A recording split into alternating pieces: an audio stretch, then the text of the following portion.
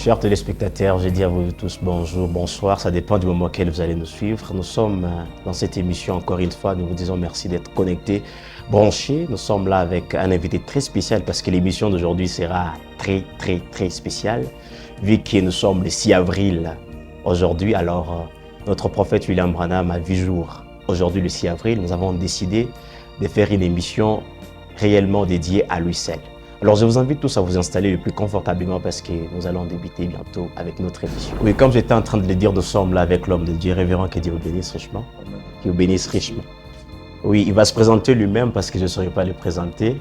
Je suis très content d'être invité ici par vous. Je suis votre précieux frère, comme le prophète le met toujours à le dire. Il dit que c'est ça notre vraie appellation, le frère Georges Matongo de Kisangani. C'est nommé le typologue.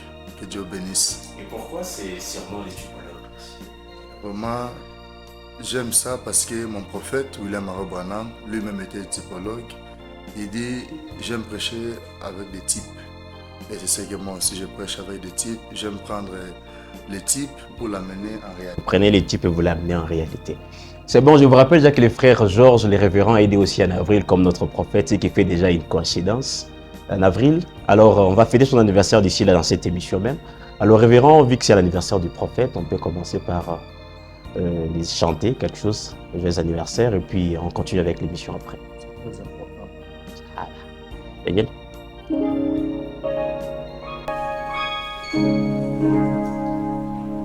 Joyeux anniversaire, joyeux anniversaire. Joyeux anniversaire, William Branham. Joyeux anniversaire. Happy birthday to you. Happy birthday to you. Happy birthday to you, Brother Branham. Happy birthday to you. C'est bon, on vous attend chanter si le prophète était en vie, sûrement il serait content. C'est vrai. Il serait très content. Et je le crois parce qu'il est immortel, Oui. parce qu'il nous a dit, même si un incrédule venait vous dire que je suis mort, ne le croyez pas. Je crois que William Branham, il vit. Exactement. Il vit, même si nous sommes séparés de cette dimension, mais de l'autre côté, il est encore vivant avec le bien-aimé là-bas. Il est là vivant avec le bien-aimé. Exactement. Alors aujourd'hui, ça fait déjà 5-15 ans depuis que le prophète nous a quittés. 5-15 ans. Mais depuis qu'il a quitté, en plein de messages, vous trouvez que ça continue toujours à la même norme ou bien ça change? Bon, je peux dire que depuis que le prophète a quitté, c'est bien que comme lui-même dit, dès que le messager quitte, il y a des choses qui s'embrouillent. Et je peux dire que c'est vrai. Parce que même si lui-même, le prophète, revenait encore, il serait étonné. Ce n'est pas son message qu'il a laissé, ce n'est pas ce message-là que lui prêchait, que nous, on continue encore à le prêcher. Parfois, nous, on peut continuer à le prêcher, mais les autres, je ne peux pas citer, mais c'est regrettable, alors qu'il nous a donné le conseil de ne dire que ce que le band a dit. Et c'est ce que moi, je m'attache et je répète seulement ce que lui a dit. Donc, quand nous répétons ce que Branham a dit, là, nous sommes à sa vision. Parce que c'est lui qui sera jugé, comme la voix lui a dit là-bas, que tu seras jugé. Et il a dit, est-ce que Paul sera aussi jugé? Il a dit, certainement. Il a dit, si Paul est jugé, alors là, je suis heureux parce que j'ai prêché exactement comme Paul. Alors nous, étant que les vrais Josué, comme Jésus devait répéter Moïse, nous aussi, nous allons répéter William Marion Branham. Et avant de continuer avec l'émission, si jamais il y avait un conseil que vous voudriez donner à toutes ces personnes qui sont en train de suivre concernant le message des frères Branham, ces gens qui essaient un peu d'augmenter les choses, ce serait quel conseil?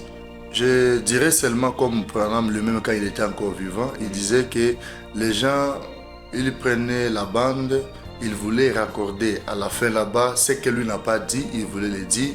Branham les a réprimandés. Alors, le conseil que je donnerai à mes frères aussi, aux prédicateurs, s'il vous plaît, disons seulement ce que Branham a dit, c'est ce qui donne la vie.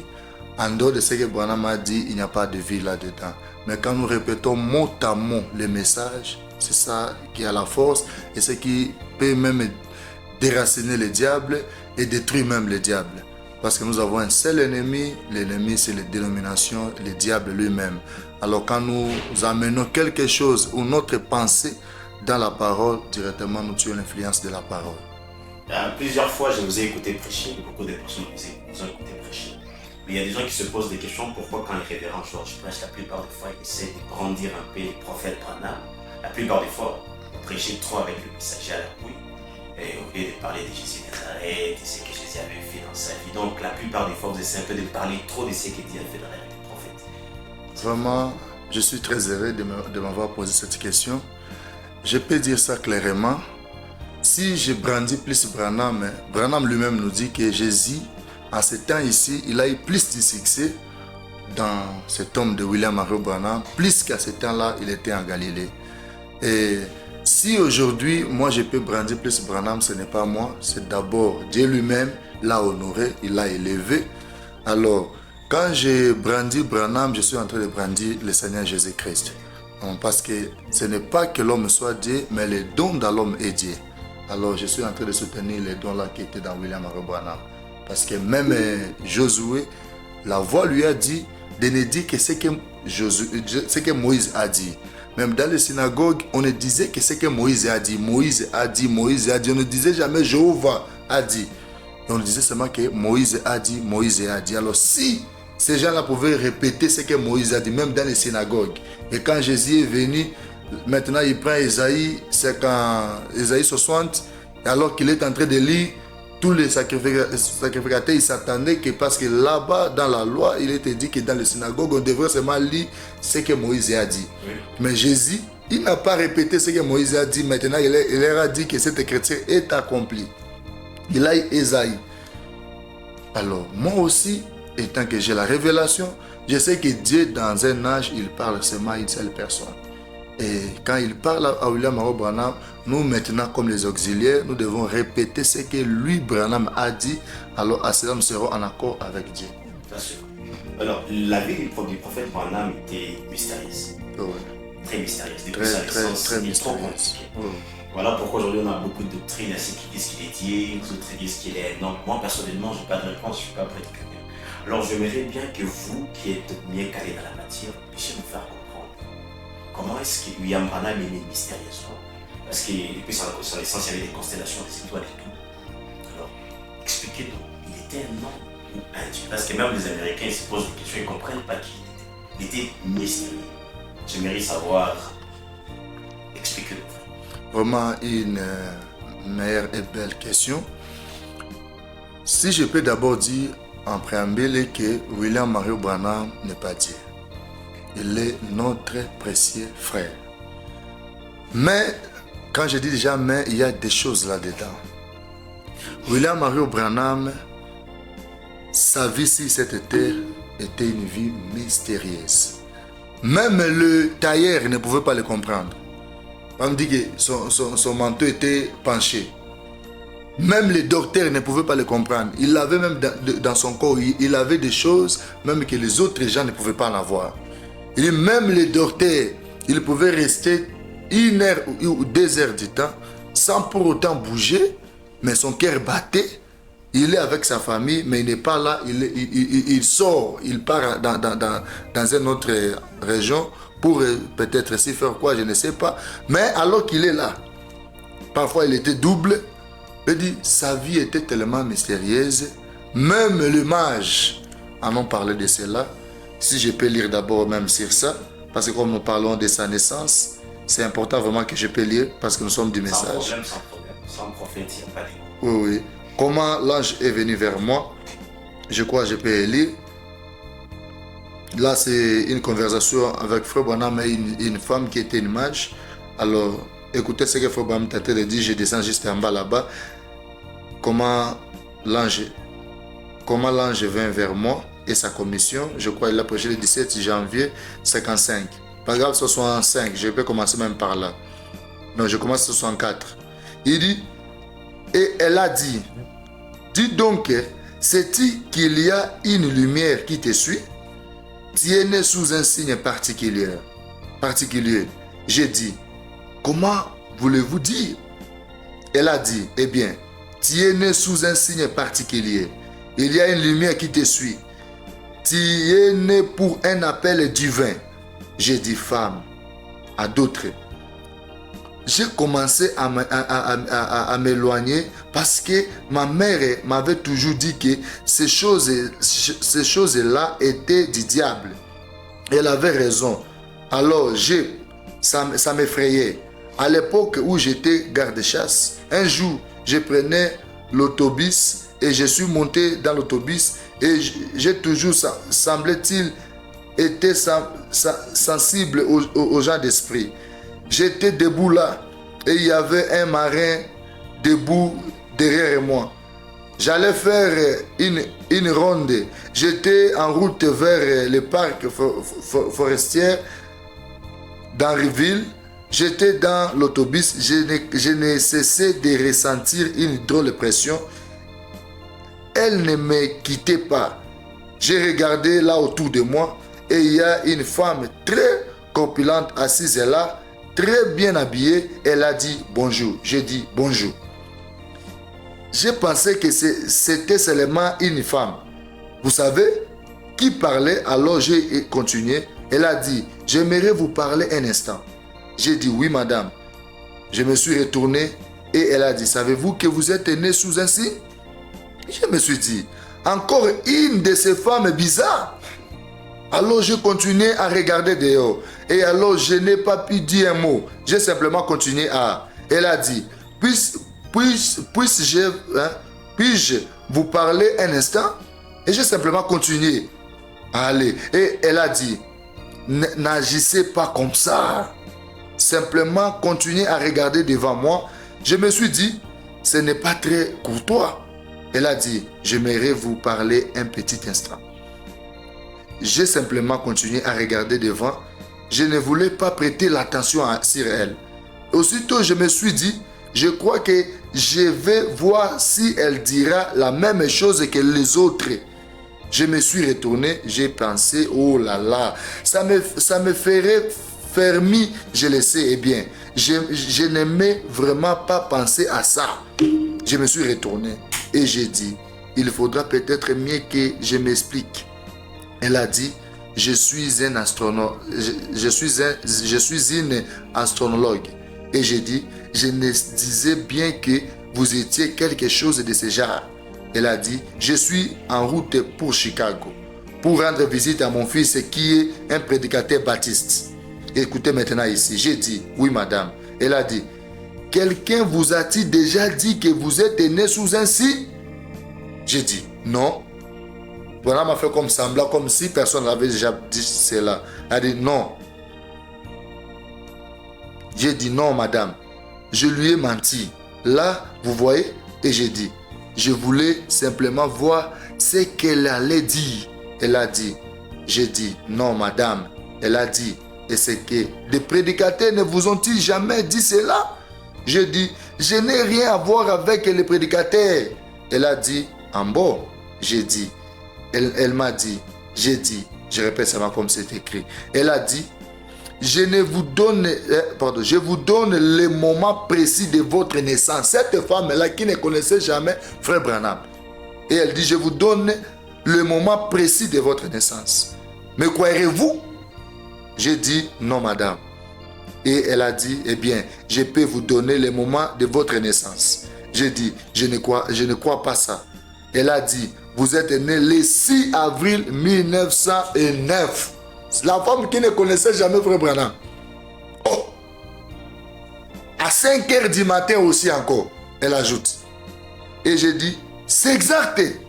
J'ai dit, comment le savez-vous? J'ai dit, dites à ces marins qui est ici le moment de sa naissance. Elle a dit, je ne peux pas. Branham voulait maintenant la tester. Dis encore à cet homme ici, le marin, aussi le moment de sa naissance. Elle dit, non, je ne peux pas. La femme dit, je ne peux pas. Elle a dit, pourquoi? Comment le savez-vous? Elle a dit, écoutez monsieur. Elle a dit, quand elle s'est donc mise à parler de l'astronomie, elle a dit, tout le temps des années, elle a dit, savez-vous, quand l'étoile du matin est apparue et a conduit les mages à Jésus, je me suis un peu dérobé à la question. Savez-vous, j'ai dit, eh bien, je ne sais rien de la religion. je voulais lire seulement cela, malgré que je vais parler, pour vous montrer que la naissance de Branham est tellement particulière et cela nous a vraiment intrigué toute notre vie. Quand vous voyez une femme qui ne connaissait jamais Frère Branham, mais elle a donné même le jour, le mois et l'année et l'heure de la naissance de Frère Branham. Or, quand Branham est né, il y a eu l'apparition d'abord de 5 étoiles que Branham est en train de parler. Je crois dans comment communier, si je ne me trompe pas là-bas, ou la communion là-bas. Il dit, il y a eu 5 étoiles. Or, à la naissance de Jésus-Christ, il y a eu 3 étoiles. Et les 3 étoiles se sont formées, cela est devenu une seule étoile. Mais à la naissance de Frère Branham, il y a eu 5 étoiles. Et il y a eu la constellation des étoiles-là sur le ciel. Et aussi, quand Branham est né, la colonne de feu a quitté l'éternité. La colonne de feu, la naissance de Frère Branham nous a ramené. La colonne de feu, ça nous a ramené. La colonne de feu que vous voyez ici, ça nous a ramené. La nuée de gloire que vous voyez ici, la naissance de Frère Branham. Je n'ai pas le temps de tout le lire, mais ça y est. Frère Branham me le dit ça, c'est ça la mission de Malachie 4. Elle dit, sa naissance nous a ramené la colonne de feu, ça nous a ramené la nuée de gloire. Sa naissance de Frère Branham nous a ramené maintenant encore Dieu sur la terre, parce que nous vivons dans la promesse où Dieu lui-même, Jésus-Christ lui-même, devrait encore vivre sur cette terre, mais il doit passer par un canal. C'est pourquoi la venue de Frère Branham était tellement grande, c'est pourquoi la colonne de feu a quitté l'éternité pour venir éclairer la naissance de Frère Branham. Un homme qui pouvait se rappeler même des songes qu'il voyait dans les seins de sa mère. Il dit, je me rappelle encore du songe là que je voyais quand j'étais dans les seins de ma mère. Et sa naissance, ce n'est pas quelque chose vraiment à comparer ça avec nos naissances naturelles que nous ne naissons jamais. Le rouge-gorge est venu pour chanter. La mère de Frère Branham était païenne. Son père était païen. Mais quand ils ont vu cet événement-là, là-bas dans leur petit cabane là de Kentucky, il y a eu vraiment une forte lumière pour témoigner la venue d'un grand don qui était déjà sur la terre. Comme cela fut le cas dans le temps où Jésus-Christ est né là-bas à Bethléem. Frère Branham me dit, Dieu ne change pas, mais il change de forme. Mais il ne change jamais sa manière, ni sa nature, mais il change seulement de forme. Je crois que je peux me limiter d'abord là-bas pour ne pas monopoliser la parole. Sans problème. Non, j'aimerais bien que vous puissiez parler parce qu'ils ont besoin d'écouter votre point de vue et savoir réellement qu'est-ce qu'ils croient et en quoi ils croient. Parce que la Bible dit qu'au temps du soir, les vrais adorateurs devraient adorer à l'esprit et en vérité. On doit seulement adorer ce qu'on connaît réellement. Alors, révérend, à 7 ans, quand le prophète a eu 7 ans, on l'a dit de ne pas fumer, de ne pas. Il y a beaucoup de conditions qu'on lui a données en disant que le Seigneur devrait s'incarner. Alors, et je suis en train de voir que William Branham, après un temps, il dirait aux gens que j'ai valé Dieu depuis. Donc, je ne sais pas depuis sa naissance. Toutes ces années, je ne sais pas. Toutes ces années, veut dire depuis sa naissance. Ou bien c'était peut-être quand il avait 20 ans ou quelque chose comme ça. D'accord, merci vraiment pour cette question. Vous voyez, je retourne d'abord en arrière. Si les gens qui vont suivre cette émission, vous voyez, nous sommes vraiment dans les bons et aussi nous sommes dans la parole parce que même Frère Branham lui-même, il fêtait son anniversaire. Il dit, j'ai fête mon anniversaire du 6 avril 1909. Il se rappelle de sa naissance. À chaque jour, il ajoutait les jours, il fêtait son anniversaire. Je crois que je peux donner une citation seulement pour compléter. Tous les jours, Branham me dit dans la prédication, tous les jours de notre vie. Il a prêché ça le 12 juin 1959, les paragraphes, je crois, 6. Il dit, j'envisage le Seigneur levé, je crois que j'ai l'assurance que la meilleure partie de mon ministère est juste devant moi. Je crois cela de tout mon cœur. Je ne suis plus un petit garçon, vous le savez ainsi. J'étais récemment, j'ai fêté un anniversaire le 6 avril. Il fêtait son anniversaire. À ce moment-là où il est en train de dire ici, il dit, je dépasse maintenant un tout petit peu 25 ans. Alors, quand Branham est né, la colonne de feu a quitté l'éternité.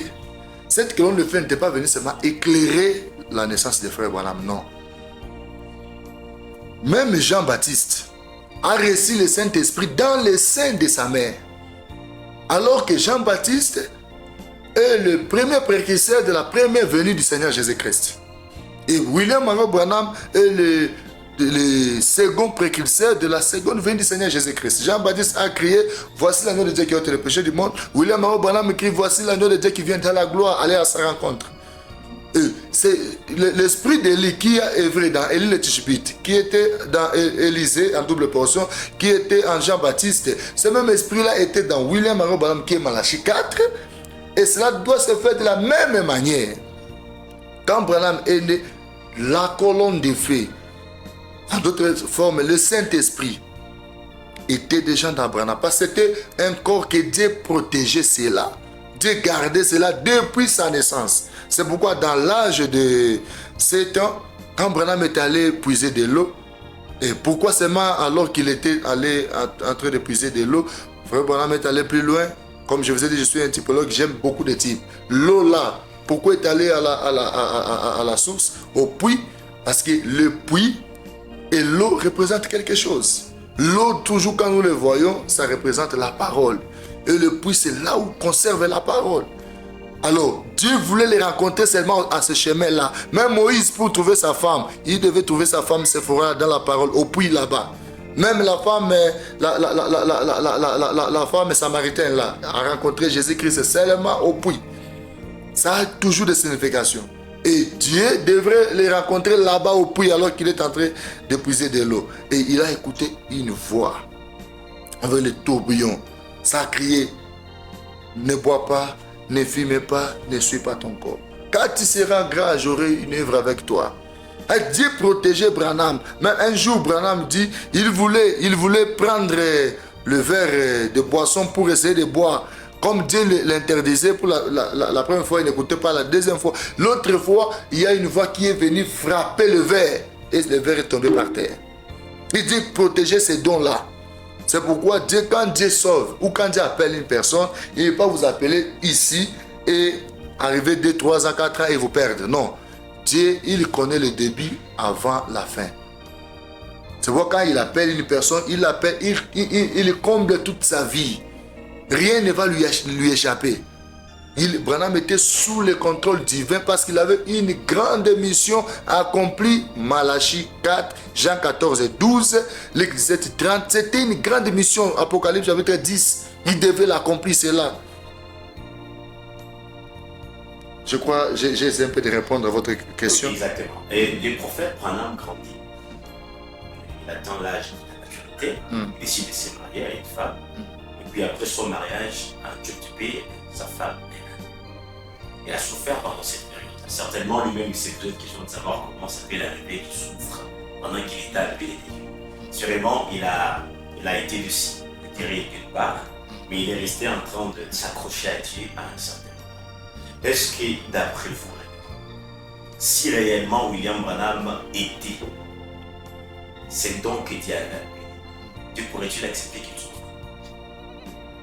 Certainement, certainement. Parce que c'est ça la vie chrétienne. Dieu devrait lui faire passer par ces épreuves-là. Comme Paul dit, il est passé par l'étape actuelle de son ministère. Et Branham aussi devait passer par l'étape actuelle de son ministère. C'est pourquoi il a perdu sa femme à cause d'obéir à la voix de sa belle-mère. Et il a perdu sa femme, il a perdu sa fille, il a perdu ses frères et même son père. Dieu devait lui passer par ces chemins-là pour le forger, pour qu'il soit encore fort. Et j'aime beaucoup quand je lis l'histoire où Frère Branham, sa femme, avant de mourir, sa femme a dit à Frère Branham très clairement, je ne sais pas si vous allez me permettre de le lire, sa femme là a dit à Frère Branham très clairement, laissez-moi chercher ça et pour vous le lire ça. Donc je crois que c'est ça. Nous n'avons pas ici bas des cités permanentes. Alors, Frère Branham a prêché ça en 1950, paragraphe. Vous pouvez commencer même au paragraphe. Non, laissez-moi lire ça, c'est mon paragraphe 62. Je vais sauter vous allez lire ça, mais comme c'est une émission, je vais seulement aller là où on a plus besoin d'écouter. Paragraphe 62, commencez là-bas et vous allez descendre. Moi, je lis. C'est une conversation que sa femme, Hop, avant de mourir, était en train de dire à Frère Branham. Elle a dit, amène-moi sur la colline. Là, Branham a posé la question à sa femme. Branham a dit, et j'ai dit, oh chérie, c'est si agréable de te voir partir comme ça. Parce que sa femme a dit à Frère Branham, dis à tout le monde que c'est glorieux lorsqu'on est prêt à quitter ici. Se merveiller. Parce que Branham se souciait trop. Mais sa femme lui a dit, promets-moi que tu iras droit dans le champ de mission. Là où on était censé aller. Alors Branham me dit, je te promets. Je te promets que j'irai comme on s'est promis. Alors Branham demande à sa femme. J'ai dit, oh chérie, c'est si agréable de te voir partir comme ça. Elle a dit, j'ai dit, où veux-tu que je t'enterre? Elle a dit, amène-moi sur la colline. J'ai dit, je t'amènerai vers le Walsnet et je vais t'enterrer là à la colline, ton corps. Et j'ai dit, chérie, je te le promets, je vais aller. Si Dieu m'épargne la vie, j'irai directement dans le champ de travail. Et je n'arrêterai point jusqu'à ce que la dernière goutte de mon sang. Écoutez, frère Branham, cette déclaration est très forte. Il dit, je n'arrêterai jamais jusqu'à ce que la dernière goutte de mon sang ou la vie ait quitté mon corps pour faire ou chercher à faire l'expiation. Il dit, je te promets. Il dit, je dois travailler jusqu'à ce que la dernière goutte de mon sang ou de ma vie ou chercher à faire l'expiation. Branham a promis à sa femme, même si c'était difficile, c'était douloureux, quand il parle de l'état partir de son ministère, quand il parle de l'histoire de sa vie, comment les choses se sont mal déroulées, comment il était tout prêt même à se tuer. Mais comme il avait le don, Dieu, quand il appelle une personne, il prend soin et il garde même son don là. Branham a pris le fusil, l'a mis à sa tête pour se poignarder. Ça n'a pas fait, ça n'a pas tiré. Il enlève ça, il tire comme ça et ça tire. Il y remet encore, ça ne tire pas. Il est allé même au poteau de courant. Là où il y a les 6600 volts. Pour aller, rien ne se faisait. Pourquoi? Parce qu'il avait une mission et une grande mission de Malachie 4 qu'il devait accomplir. Or, quand on parle de Malachie 4, là c'est Dieu lui-même qui doit le faire. Dieu lui-même qui doit le faire. Révérend la douleur, il est atroce pour l'être humain. L'être humain, quand il est devant un problème, souvent il se sent montré, il n'a pas de capacité, il est impuissant. Alors, si je comprends très bien, le livre de Branham nous dit que quand Jésus était sur terre, en lui, il y avait de Dieu. Il avait la partie 100% Dieu, 100% homme. Jésus pouvait avoir mal, comme il a eu mal devant la tombe de Lazare. Est-ce que cela ne serait pas quelque chose qui va concorder avec le prophète Branham, le fait qu'il avait eu mal quand sa femme était morte et qu'il a aussi voulu se tuer pour nos frères, dans des frères adorateurs? C'est que moi je peux dire que la vie, même Jésus-Christ Branham le dit, même Moïse avait ses faiblesses. Moïse, la faiblesse de Moïse était la colère. Même Branham est allé loin, même pour Jésus c'était la famine. Quand Jésus a eu faim, c'était ça sa faiblesse. Oui, oui. Il dit, chaque homme a ses faiblesses. Et tant que nous sommes hommes, nous portons cette chair, nous aurons certainement des contraintes de la chair. Et ça nous amènera. Mais comme Dieu prend soin des siens, il ne les laissera jamais aller en dehors. Il les protégera toujours. Malgré tout cela, parce que lui-même, il nous prêche cela. Il dit, vous devez être certain. Dans sa prédication, soyez certain de Dieu. Vous devez être certain qu'il le dit. Peu importe les épreuves. Y a-t-il quelque chose qui soit trop difficile au Seigneur? Non, même si ça arrive, mais Dieu trouvera toujours l'issue. Il nous a prêché poussé à bout. Il dit, quand vous arrivez au point que vous n'arrivez plus à faire quoi que ce soit, vous n'arrivez plus à avancer, c'est à ce moment-là que Dieu descend pour se manifester. Ok, j'écoute. Alors la question suivante, et vous faites Branham,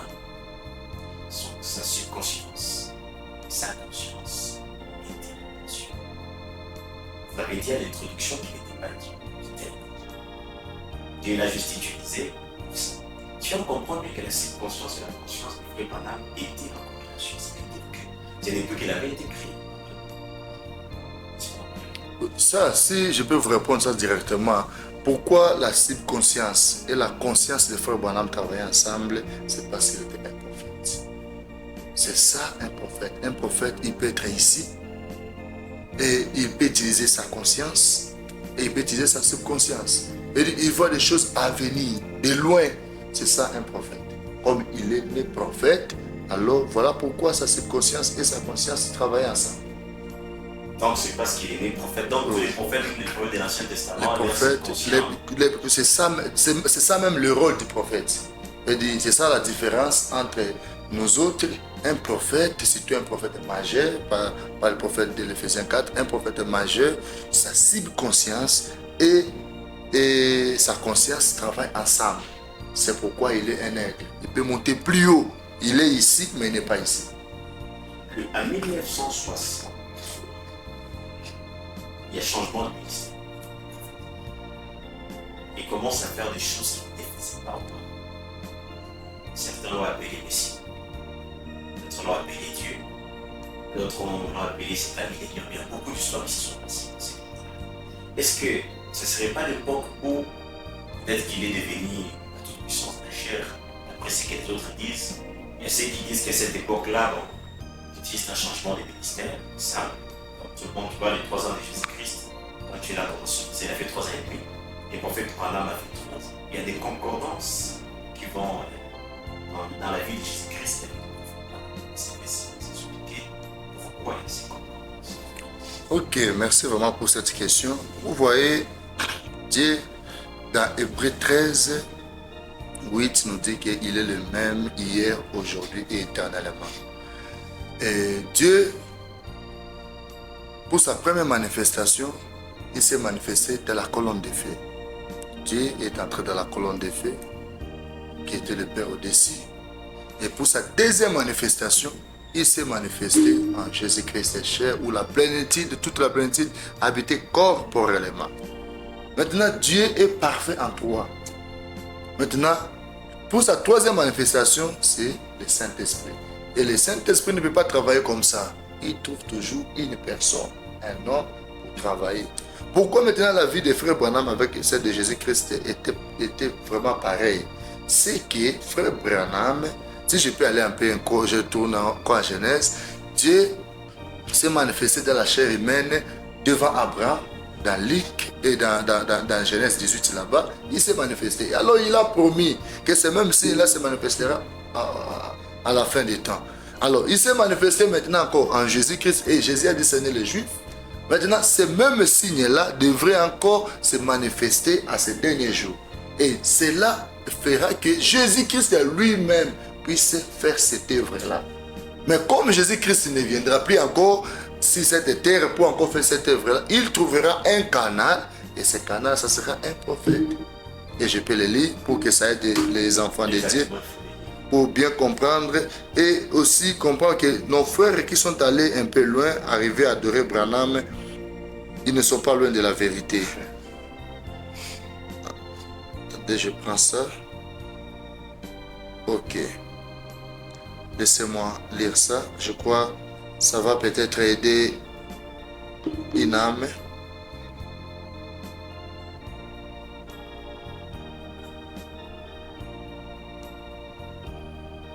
Je peux commencer par ici. Je peux lire même 4 citations. Aidez-moi parce que ça, c'est vraiment un terrain très glissant que ça aide les enfants de Dieu. Ça, je commence ici au paragraphe. Je lis la nourriture spirituelle au temps convenable. Attends, laissez-moi, je saute d'abord ça. Je vais lire ça après. Laissez-moi lire ceci. Je veux vraiment partir là où vraiment c'est essentiel. Bon. Ok, je peux commencer par ici. Dans la prédication Christ et le mystère de Dieu révélé, prêché le 28 juillet 63, paragraphe 330. Mais alors, Dieu a dit qu'en ces derniers jours, Il ferait sortir un peuple lavé dans son sang. Et eux, ils ont été prédestinés à être là. Ils seront là forcément. Dieu l'a dit. Cela révélerait. C'est le signe même. Je vous en. Malachie 4. Et ce qu'il allait faire, rétablir de nouveau, restaurer dans les derniers jours ces grandes choses qu'il a promis, ce qu'il aurait la révélation. Écoutez ici avant que je n'aille loin. Malachie 4 avait deux missions. Je n'ai pas mené l'exposé, cet âge, je devrais le lire. Il a eu deux missions. C'était d'abord la première mission de ramener le cœur des enfants à leur père et de révéler le mystère de cet honneur qui est dans l'Apocalypse chapitre 10. Mais maintenant, ce sont les vérités mystères qui sera révélé dans l'Apocalypse chapitre 10 qui est le tonnerre. C'est ce qui ramènera le cœur des enfants littéralement à leur père. C'est la manifestation de cet honneur qui va se manifester. Maintenant, ça va ramener littéralement le cœur des enfants à leur père. C'est ça même la mission de Frère Branham, de restaurer.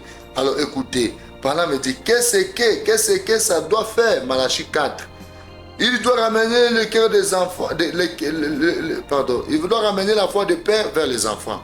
C'est vrai, amener cette même chose. Faire entrer en scène la même colonne de feu, le même signe, le même prodige, le même Jésus. Malachie 4. Celui qui doit amener le même Jésus. Démontrer qu'il est. Et je parle dans Dieu chante-t-il sans passer au sujet de sa parole. Prêché le 27 avril 65, c'est un jour avant ma naissance, mais je suis aussi gracié parce que Frère Branham a prêché une prédication le jour de ma naissance et regarde le 28 avril, que Dieu le bénisse richement. Paragraphe 82, eh bien, Jésus est venu sous trois noms. Fils de l'homme, ce qui veut dire un prophète. Fils de Dieu, c'est celui qui a parcouru les âges de l'Église, qui est le Saint-Esprit. Puis, fils de David, celui qui restera sur le trône de David là-bas au millénium.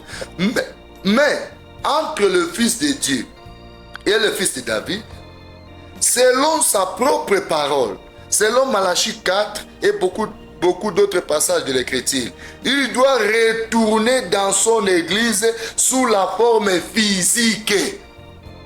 Dieu doit retourner dans son Église sous la forme physique. Mais écoutez la forme qu'il viendra. Sous la forme physique, parmi les gens, dont dans des êtres humains, pour être un prophète. Qui est Samuel Sédèque?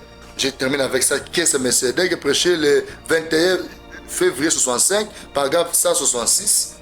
Il dit maintenant, combien ici savent que je leur suis étranger? Levez la main. Savez-vous, je ne sais rien à leur sujet. Levez la main de deux côtés. Combien ici ont quelque chose qui ne va pas et à propos duquel vous savez que je ne sais rien? Voulez-vous lever la main maintenant? Il me serait absolument et totalement impossible de savoir quoi que ce soit à votre sujet. Dans le cas contraire, cela devrait alors venir d'une révélation de l'Esprit. Étant donné que je vous ai dit tout ce soir et ce soir encore, il n'est pas mort, il est ici. Il a promis de faire la même chose. Il a aussi promis que le temps viendra, dans le dernier jour, où selon Malachie 4, Luc, il paraîtra de nouveau dans la forme humaine parmi son peuple et fera la même chose, révélant le même chose, le même signe messianique. Combien le savent, vous, lecteurs de la Bible, qui savez que c'est la vérité? Amen. L'Assemblée dit Amen. La notice spirituelle est convenable, paragraphe 160. Mais maintenant, Dieu nous a promis ces choses pour les derniers jours. Dans Malachie 4, il est dit que Jésus-Christ descendrait et se présenterait dans une chair humaine. Dans notre traduction, il dit s'incarnerait. Se présenterait dans une chair humaine comme il avait fait à Sodome et Gomorrhe. C'est vrai. Abraham dit c'est vrai. Il va encore le faire la même chose comme il a fait là-bas à Sodome et Gomorrhe. Si vous voulez une citation de là, laissez-moi vous le lire. pour le confirmer qu'il a fait la même chose comme il a fait là-bas à Sodome et Gomorrhe. Même chose, je crois, c'est dans y a-t-il quelque chose qui soit trop difficile au Seigneur? Paragraphe 33, il a prêché une fois, il me dit oui, ça y est, je vais tourner mon dos à cette assistance pour vous faire savoir que le même ange qui était là à Sodome, c'est lui qui donna ses signes et a son dos tourné. Et le même ange qui est ici ce soir, il ne s'agit pas de votre frère. Il s'agit de votre Seigneur, le Saint-Esprit. Et quand Branham dit ça dans le fou de Gadala, c'est là où il explique maintenant clairement comment la chose s'est passée. De l'Église 30. Il dit, paragraphe 16, il dit, eh bien, la façon dont ça se passe le soir, je me soumets seulement. Branham était seulement un canal. Un canal que la chose devait passer. Où Dieu lui-même, parce que Dieu devait revenir dans son église sous la forme d'un prophète. Il dit, je me soumets seulement à cela, c'est tout. Et j'ai une façon de m'y prendre, de me soumettre au point que moi, je ne suis plus là.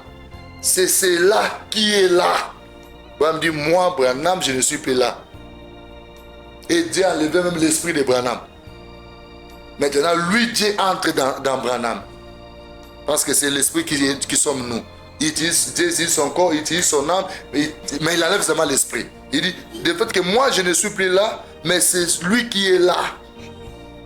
C'est ça, c'est ce qui est là. Moi, je me mets hors du chemin et cela entre et cela ne peut pas rester longtemps sur moi. Je crois que j'essaie un peu de répondre à tes questions. Oui, alors une autre question. Je veux savoir, le prophète Branham,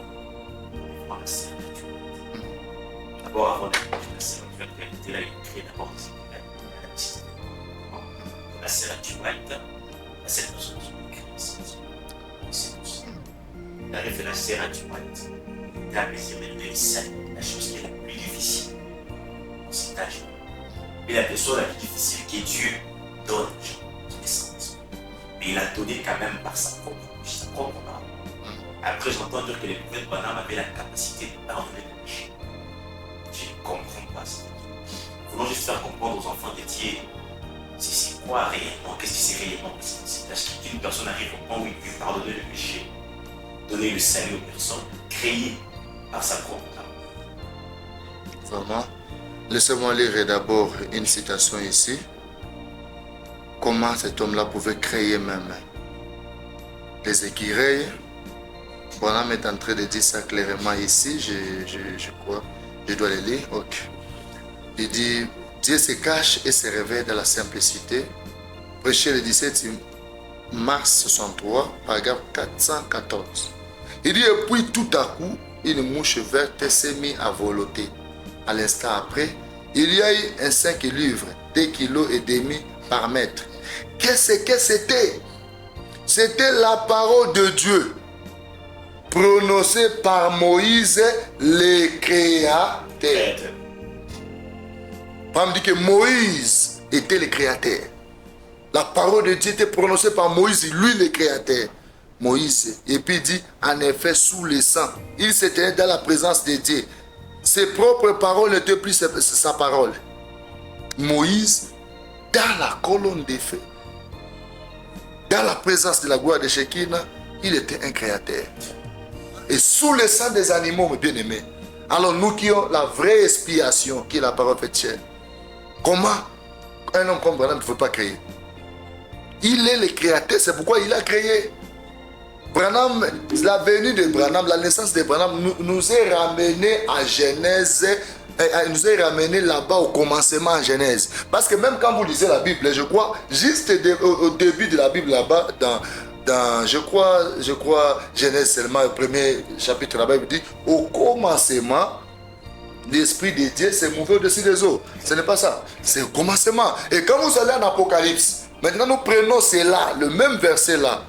Nous prenons maintenant les types là, amenons ça en réalité, les eaux dans la parole, ça représente une personne.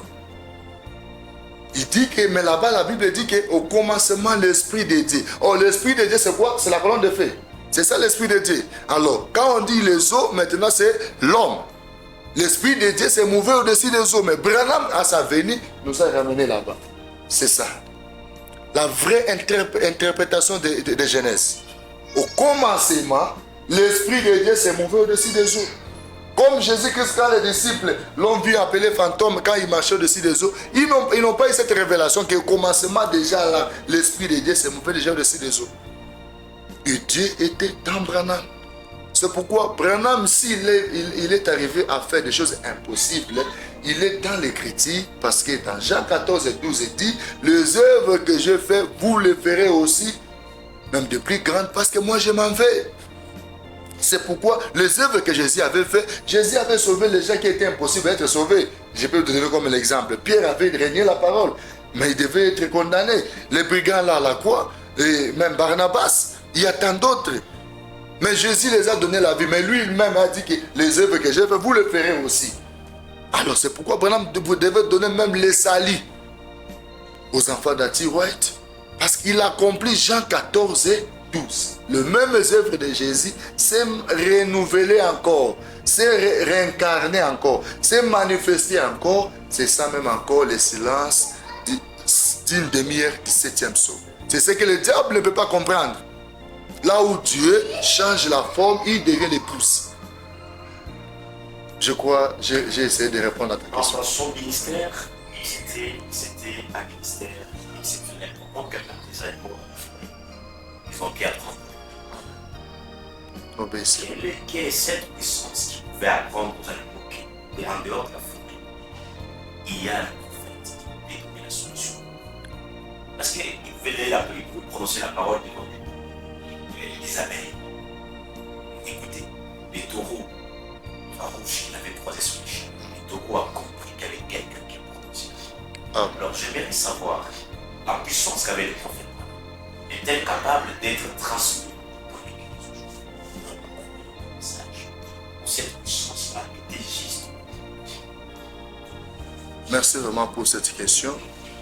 J'aimerais vous dire que la puissance qui travaille dans William Marot Branham, moi je vais d'abord dire que Moïse était le créateur, William Marot Branham aussi le créateur. Je vais vous dire que la puissance qui était dans Branham, c'était l'amour. Parce que Dieu est amour. C'est ça Dieu. Si vous voulez connaître Dieu, Dieu c'est l'amour. C'est pourquoi l'amour, quand vous lisez dans la communion, Branham dit, il n'y a rien qui est plus fort que l'amour. L'amour triomphe tout.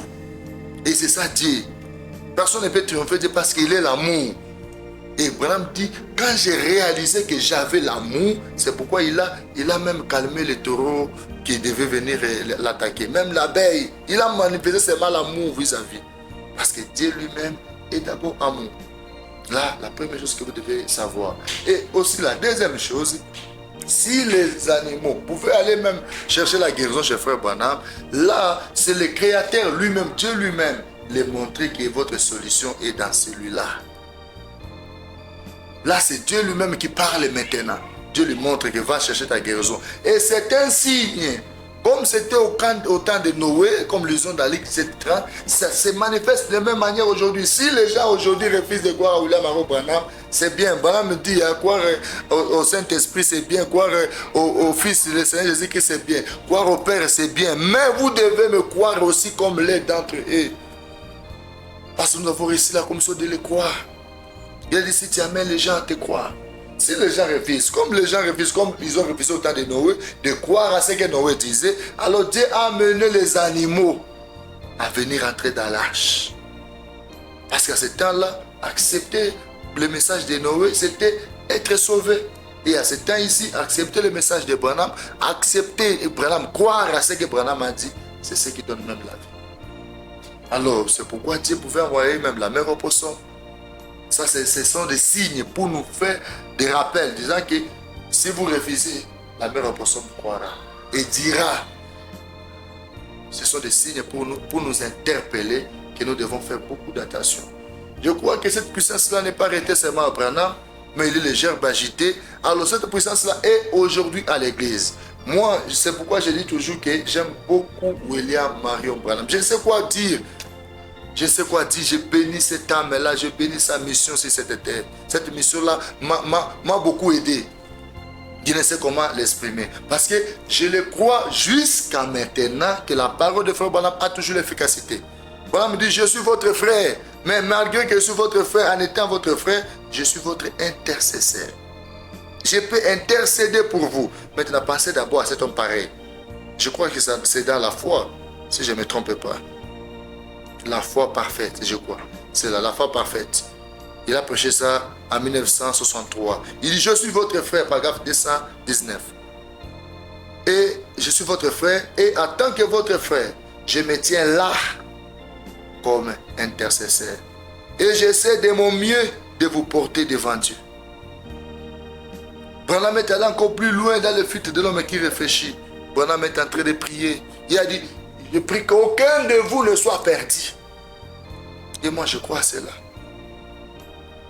Et Branham dit que chacun de vous reçoit le Saint-Esprit. Je crois déjà à cela. Parce que quand nous écoutons, j'ai cette expérience-là, mon frère Aaron. Quand j'étais à Calémie, l'année passée, je ne me trompe pas, quand je suis parti voir, je me suis donné à Calémie, je souffrais terriblement de l'estomac. Quand j'ai fait mon passage ici à Goma, je suis allé à l'hôpital, on m'a demandé beaucoup, vraiment, pour qu'on me soigne l'estomac. J'ai dit, Seigneur, je ne serai pas encore payé, j'ai déjà payé pour d'autres soins, alors paye encore l'estomac, mais toi tu dis dans ta parole que tu es l'Éternel, tu dis qu'il nous crée de toutes maladies. Non, je laisse. Alors que je souffrais terriblement. Et selon la médecine, ce qu'ils ont dit, alors je ne vais pas le dire ici. Moi, j'ai seulement mis ça de côté. Non, Dieu est capable de changer tous les diagnostics de médecins. Je suis parti à Calémie. Je vous dis, un matin, le Dieu de Branham est témoin, il m'écoute comme je parle. Un matin, je suis là, je mets la prédication de foi. Et je suis juste entré dans l'endroit où Branham est en train de prier pour les cas des malades. Et directement, j'ai écouté Branham prier pour mon cas. Il a dit, même vous qui avez des blessures à l'estomac. Il dit, au nom de Jésus-Christ, oh, que tous voient. Il dit, au nom de Jésus-Christ, que vous soyez guéris maintenant même, je vous dis. J'ai senti une onction, une forte onction. La chaleur est sortie. J'ai commencé à jubiler dans la chambre de l'hôtel là où j'étais logé. J'ai commencé à louer le Seigneur. J'ai commencé à témoigner. Et après là, parce que j'avais aussi la prédication la soirée, je suis parti prêcher jusqu'à, je vous dis aujourd'hui, je suis guéri. C'est la prière.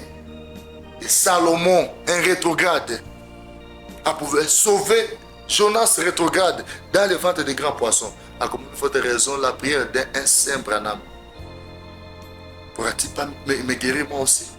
C'est pourquoi j'aime les messages. C'est pourquoi je suis heureux de ces jours 6 avril et j'aime ça beaucoup vraiment. Et que Dieu bénisse richement aussi. Amen. Qui est cet homme sur qui toute prière sainte j'ai parlé chaque jour? Vous avez dit à l'introduction, c'est un homme. Je crois que c'est un homme. Mais comment se fait-il que le prière est arrivé? C'est l'avant-dernière question. Avant de clôturer. Bon, moi je me limite seulement là. Il est un homme, mais pas un homme comme nous. Il est un homme très spécial. Lui, il dit ça clairement. Il dit que quand vous priez là-bas, ça m'arrive. Alors, comme un pasteur de l'âge, il avait le fardeau des enfants de Dieu. Et aussi la manière dont Dieu utilisait Frère Branham. Branham me dit, j'ai même des secrets que j'irai avec ça dans la tombe et que personne ne les saura. Alors, je ne veux pas dire ce que Branham n'a pas dit. Alors, moi, je sais que Dieu a utilisé Branham au point où l'attendement même humain, même la science, même les savants ne pourront jamais égaler et comprendre cela. Parce qu'un primérien, il pouvait contredire la science. Un primérien qui pouvait nous expliquer la biologie. Il nous explique même que le changement des corps humains, ça se fait à chaque 7 ans. Il nous explique même qu'une fois l'homme atteint les 7 ans, après 7 ans d'âge, le comportement change. Il nous explique même que la femme, juste en atteindre l'âge de la ménopause, directement il change. Il nous a expliqué la biologie, il nous a expliqué la chimie, il nous a expliqué, je peux dire tout, l'histoire, la géographie. Je suis bien positionné avec William Mario Branham, c'est tout ces brochures et je connais beaucoup de choses que même les grands professeurs des universités ici, même les professeurs en mathématiques et tout consort, parce que Branham nous a tout enseigné. Et là, je peux vous dire que c'était pas un homme, mais c'était Dieu dans la chair humaine de William Branham. Dieu seulement s'est caché, s'est camouflé. Et c'est ce que maintenant il bande les yeux des gens aujourd'hui. Je veux vous dire que Dieu a son temple humain. Alors, quand il était dans son temple humain en Jésus-Christ, c'est là les gens, les pharisiens, ne pouvaient pas les comprendre.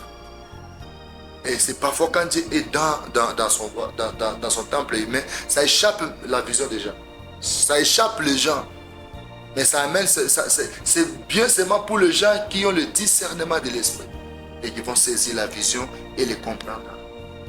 C'est pourquoi il dit, même les gens ne comprendront pas ceci. Mais vous les jeunes gens, vous le comprendrez, cette photo, l'importance de cette photo, vous le comprendrez. C'est déjà une prophétie que lui-même William Branham nous a dit. C'est pourquoi les gens qui sont allés trop loin, ils sont allés juste à adorer alors qu'ils ne le devaient jamais. Branham, il a dit dans les serpents écrasés, il a amené même les gens à se repentir. Si vous pouvez me permettre, je peux lire ça. Je peux lire ça, que ça aide les gens. Il a appelé les gens à se repentir, ces gens-là qui arrivent. Oh Seigneur, j'aime ça beaucoup. C'est moi, si je vais prendre ça ici, ce sera une bonne chose. Et Dieu m'aide vraiment à les récupérer.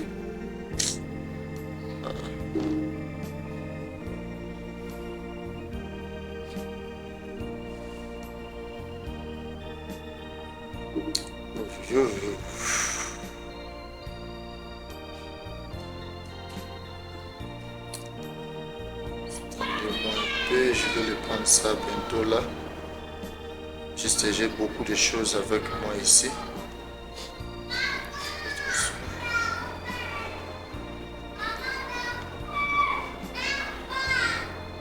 Ok, je crois que Dieu soit loué. Je l'ai eu. Laissez-moi les lire. Je crois que c'est ça ici. Comme il est en train de nous expliquer qu'il y a eu des gens qui l'adoraient. Alors, comment il les a appelés à se repentir? Je crois que c'est dans la brochure Les serpents écrasés, paragraphe 28. Mais ce n'est pas le cas, et j'ai encore entendu dire plusieurs fois, l'autre jour au Canada, un frère me montra un petit billet qu'il avait sorti de sa poche et sur lequel était écrit William Branham est notre Seigneur. Et il est baptisé au nom de William Branham. Si cet homme avait été mon ennemi, j'aurais su que c'était une plaisanterie. Là, je vais expliquer ça clairement. Moi, mais il est en train de dire que si c'était son ennemi, il allait comprendre. Il voulait dire non, bon, ça, bon, c'est peut-être de la blague, comme il me hait, c'est pourquoi il se comporte de la sorte. Il dit, mais voilà un frère bien-aimé qui confesse ses péchés et ses fautes et qui vient me dire qu'il croit que je suis Jésus-Christ. Paragraphe 20, il dit, il ne s'est pas seulement écrasé, Apocalypse chapitre 5, première partie, il dit, nous venons maintenant dans la présence de Dieu vivant, solennellement, avec crainte de sa personne. Nous venons au nom du Seigneur Jésus, sachant que nous ne pourrions pas venir disant, maintenant, Père, voici William Branham, ou Orman Neville, ou n'importe qui, sans être renvoyé aussitôt.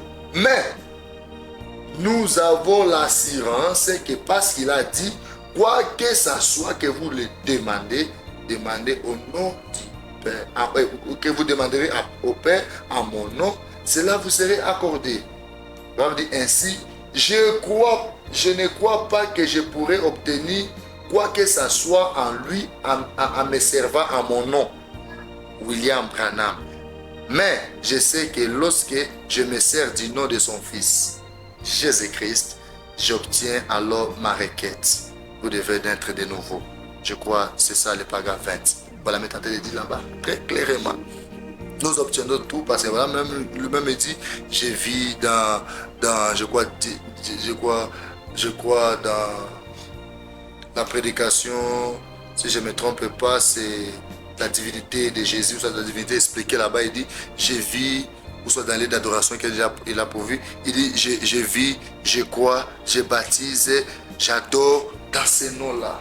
Le nom le plus doux, le nom du Seigneur Jésus-Christ. Non, c'est dans la foi parfaite qu'il dit ça, dans la foi parfaite là-bas.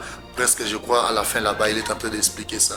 Il dit, je vis, je crois, je baptise en son nom. Le nom le plus doux, le nom du Seigneur Jésus-Christ. William Branham était juste un serviteur du Seigneur Jésus-Christ, un messager comme les mages. Quand ils sont allés à la rencontre du grand roi, ils n'ont jamais adoré l'étoile. L'étoile les a juste servi pour montrer les lieux d'adoration. Et l'étoile du temps de Jésus, la Bible dit que l'étoile c'est le messager. Et le messager était Jean-Baptiste qui devait présenter les gens, l'agneau de Dieu qui ont les péchés du monde. À ce temps ici, notre étoile, qui est le Seigneur Jésus-Christ, devait présenter les gens aussi le vrai lieu d'adoration qui est le Seigneur Jésus-Christ. Je vous dis grandement merci, révérend. En décembre 1965, le prophète retire ses lectures du monde. Vous avez des questions, vous avez des questions avec moi. Regarde ça là. C'est ça.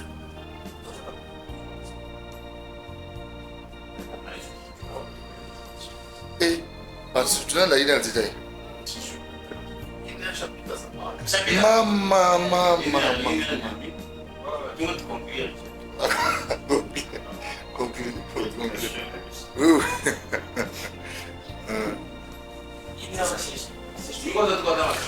Puis à ça, mélodie, je dois conclure. Oui, en décembre 1965, le prophète quitte le monde. Mais il nous a dit que si on vous disait que le prophète Branham est mort, dites qu'il n'est pas mort parce que certainement il n'est pas mort, le message est partout dans le monde. Alors, en ce jour spécial pour les croyants du message, le message le trop spécial, le plus spécial, vous pouvez lancer aux croyants du message pour les fortifier. Parce que toutes les fois qu'on écoute les prophètes Branham parler sur le band ou dans des brochures quand on les lit, on sent réellement qu'il est à nos côtés et que ce qu'il dit nous édifie. Parce que ce n'est pas lui qui a parlé, c'est le Seigneur Jésus-Christ même qui a parlé. Alors j'aimerais savoir, révérend, le message que vous avez lancé aux croyants du message. Partout dans le monde, ils sont en train de nous suivre.